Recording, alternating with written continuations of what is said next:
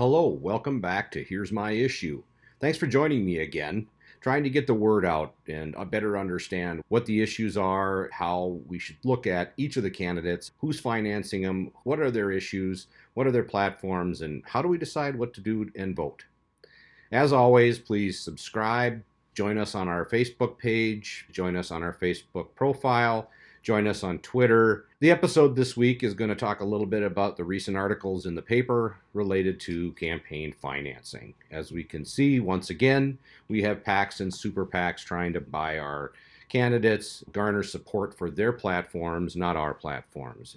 If you read an article or watched anything on TV, that Church and Tiffany have both not only raised thousands of dollars from outside the district, we have super PACs and PACs financing their campaigns. What's important about this?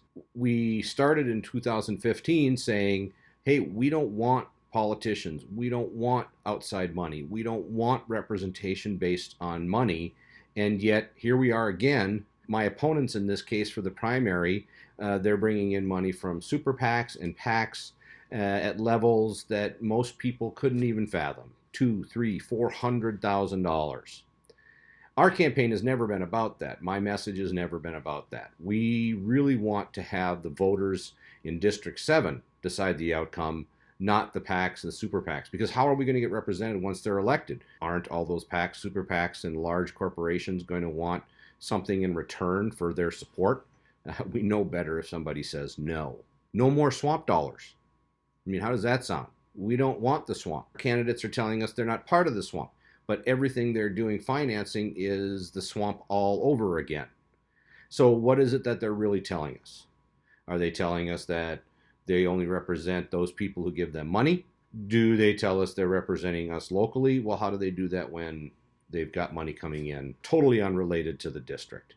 And the media, I mean, you look at what they're portraying. Hey, this is really cool. Look at all this money. Look at all the super PACs. Look at all these rich people who are funneling all these dollars to these candidates, and they're somehow good with it. In the history of politicians saying, I'm not influenced by the outside sources, and yet they get millions of dollars over time. The only way it's going to go away is if we stop voting for candidates who take money from these larger groups. To Tricia Zunker's credit, she said she's not going to take that money. Her financing is 20% of what we see coming in from Church and Tiffany. That would be the number one reason not to vote for those two. Make a different choice. I don't want that anymore. And I don't need candidates who are going to get money from these outside sources and these outside states and these outside investors. I want someone to represent me from the district who is being supported by me. How do we do that?